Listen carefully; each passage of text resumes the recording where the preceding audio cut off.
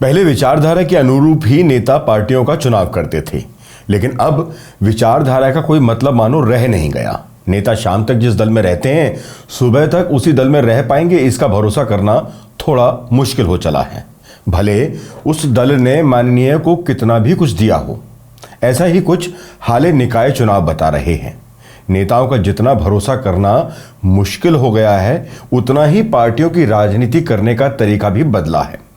पार्टियों में सालों से काम कर रहे कार्यकर्ताओं को चुनाव के समय ऐसे किनारे कर दिया जाता है जैसे दूध में से मक्खी, और अन्य दलों से आए नेताओं को टिकट यूं ही बांट दिया जाता है, जिससे दिन रात पार्टी के डंडे झंडे उठाने वाले हाशिए पर चले जाते हैं। नेताओं का यह हाल है कि पक्ष और विपक्ष के नेता तो बाहरी तौर पर कितने एक दूसरे के खिलाफ कुछ कह लें, लेकिन अंदर से सभी दोस्त रहते हैं और समय समय पर इस दोस्ती को निभाने के लिए तत्पर भी रहते हैं। लेकिन कार्यकर्ता एक दूसरे के दुश्मन बन जाते हैं, और जब दल बदल होता है तो सबसे ज्यादा निष्ठावान कार्यकर्ता ही अपने आप को ठगा हुआ सा महसूस करते हैं। अब यही कुछ हाल निकाय चुनाव में देखने को भी मिल रहा है। उत्तराखंड के निकाय चुनावों में बीजेपी कांग्रेस के प्रत्याशियों के नामों की घोषणा के साथ ही दोनों राजनीतिक दलों में बवाल मचा हुआ है। बगावत की खबरें कई जगह से सामने आ रही हैं। बात पहले भाजपा की ही करें तो उनके टिकट बंटवारे से भी कई जगह घमासान मचा हुआ है। ऐसा होना तय भी था, क्योंकि जिस तरह से कई जगह सालों से फील्ड में काम कर रहे कार्यकर्ताओं की उपेक्षा कर बाहर से आए प्रत्याशियों को एक ही दिन में पार्टी में शामिल करके टिकट दिया जा रहा है, उससे कार्यकर्ता में घोर अपेक्षा का भाव है, जो कई जगह बगावत के रूप में दिखाई दे भी रहा है। कभी बीजेपी को कार्यकर्ताओं की पार्टी माना जाता था। ऐसा माना जाता था कि बीजेपी में कोई भी साधारण कार्यकर्ता अपनी मेहनत और लगन से किसी भी पद तक पहुंच सकता है, लेकिन अब वो दूर की कौड़ी दिखाई देती है। बात पहले बीजेपी के श्रीनगर में मेयर टिकट को लेकर ही कर लें, तो जहां बीजेपी ने 2 दिन पहले पार्टी में शामिल हुई महिला को टिकट दिया, जिस कारण अब मंत्री धन सिंह रावत के लिए सबसे अहम माने जाने वाली श्रीनगर नगर निगम में बीजेपी के पुराने नेताओं ने बगावत का झंडा बुलंद कर दिया है। बीजेपी ने यहां पूर्व में नगर पालिका की निर्दलीय प्रत्याशी रही विपिन मेठाणी की बहन आशा उपाध्याय को टिकट दिया है। तो सालों से इस पद के लिए तैयारी कर रहे बीजेपी के हिंदुत्व वाले ब्रांड के सांचे में खुद को ढालने में लगे युवा नेता लखपत भंडारी ने अपनी पत्नी को निर्दलीय चुनाव मैदान में उतार दिया है। जिस तरह से उनके नामांकन में अथाह भीड़ उमड़ी, उससे भाजपा जरूर असहज हुई है। कई मुद्दों पर सड़क पर लड़ाई लड़ने वाले लखपत भंडारी के साथ जिस तरह से सैकड़ों बीजेपी कार्यकर्ता खुलकर उनकी पत्नी के नामांकन में साथ दिखाई दिए, उससे बीजेपी के खेमे में सेंध लगना तय माना जा रहा है। अब लखपत बीजेपी को कितना नुकसान पहुंचाएंगे ये तो वक्त ही बताएगा, लेकिन लखपत भंडारी पिछले कई सालों से श्रीनगर की शहर की राजनीति में सक्रिय हैं और अच्छा खासा जनाधार उन्होंने अपने साथ जोड़ा है, जबकि ग्रामीण इलाकों में भी उनका जनाधार काफी मजबूत माना जाता है, क्योंकि ग्रामीण इलाके से ही वो जिला पंचायत सदस्य का चुनाव जीते थे और उनकी पत्नी भी खुद ग्रामीण इलाके से चुनाव जीतकर ब्लॉक अध्यक्ष रह चुकी हैं। ऐसे में भाजपा के ग्रामीण वोट बैंक पर भी लखपत भंडारी का सेंध लगाना ज्यादा मुश्किल नहीं होगा। लखपत भंडारी की ग्रामीण इलाकों के ठाकुर वोटों पर अच्छी पकड़ है। ऐसे में वो भाजपा का एक बड़ा वोट बैंक अपनी तरफ खींच सकते हैं। कुल मिलाकर भंडारी अब बीजेपी की जीत में सबसे बड़ी समस्या बनकर खड़े हो गए हैं। उनका बगावती तेवर 2027 में भी धन सिंह रावत के लिए मुसीबत खड़ी कर सकता है। पहले ही 2022 का चुनाव धन सिंह रावत बेहद कम वोटों के मार्जिन से जीते थे।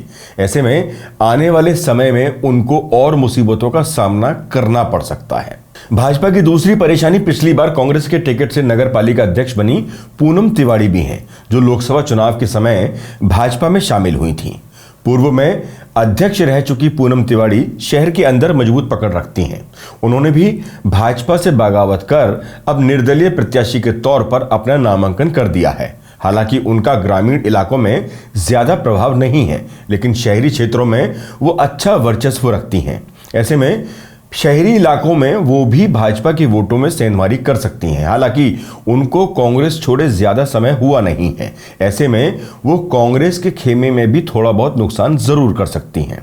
इसके साथ ही पूर्व में भाजपा की महिला प्रत्याशी रहीं जितेंद्र रावत की पत्नी भी भाजपा से चुनाव लड़ दूसरे नंबर पर रही थी, जिनको इस बार का दावेदार भी माना जा रहा था।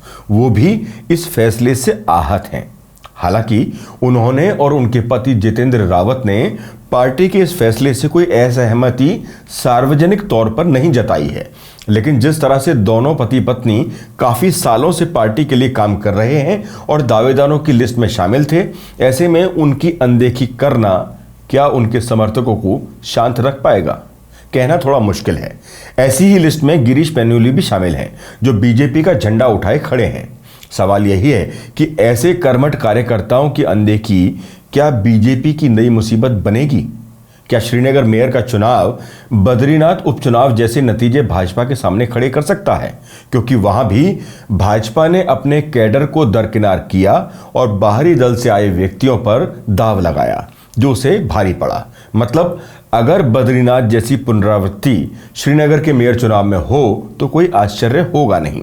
बीते लोकसभा चुनाव में कांग्रेस छोड़ भाजपा में शामिल हुए पूर्व विधायक शैलेंद्र रावत कोटद्वार नगर निगम मेयर उम्मीदवार घोषित किए गए हैं।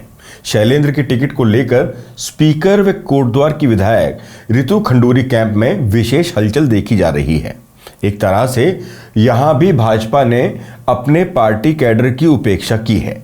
माना यह भी जा रहा है कि इस टिकट को लेकर बाहरी प्रत्याशी पर दाव लगा। यहां दो काम ऐसे हुए जिनसे भाजपा को नुकसान हो सकता है। पहला, बाहरी का हाल कहीं भाजपा के कार्यकर्ता फिर बद्रीनाथ उपचुनाव जैसा न कर दें, और दूसरा, रितु खंडूरी जो कोटद्वार से विधायक हैं, उनकी नाराजगी कहीं शैलेंद्र रावत को भारी ना पड़ जाए। गौरतलब है कि पूर्व में मुख्यमंत्री रहे भुवन चंद्र खंडूरी को अपना मुख्यमंत्री रहते हुए चुनाव हारना पड़ा था, जिसका पूरा आरोप शैलेंद्र सिंह रावत को गया था। एक और हॉट सीट बनी है हल्द्वानी। वहां भी बीजेपी में गजराज बिष्ट को ही मैदान में उतारा गया है। कांग्रेस से भाजपा में शामिल हुए नवीन वर्मा को ही पहले भाजपा की तरफ से मेयर प्रत्याशी के तौर पर माना जा रहा था।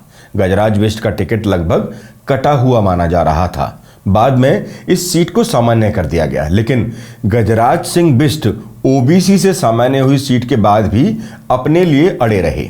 गजराज बिष्ट लंबे समय से पार्टी में कई पदों पर काम कर रहे हैं, बावजूद इसके कि बीजेपी संगठन की पसंद यहां कोई और था, लेकिन आखिरकार गजराज बिष्ट के नाम पर सहमति बनी। बताया यह भी जा रहा है कि उनको पूर्व में मुख्यमंत्री रह चुके भगत सिंह कोश्यारी का भी साथ मिला। इसके साथ ही 2022 में निर्दलीय चुनाव लड़ने की घोषणा करने वाले गजराज सिंह बिष्ट को त्रिवेंद्र सिंह रावत ने मनाया था, क्योंकि वो उनके भी करीबी बताए जाते हैं। इस बार त्रिवेंद्र ने भी उनके लिए पैरवी की, जिस कारण बीजेपी संगठन को झुकना पड़ा। ऐसे में यहां भाजपा ने एक अच्छा कदम उठा, बाहरी नेता को रोक हल्द्वानी की सीट को मजबूत कर लिया है।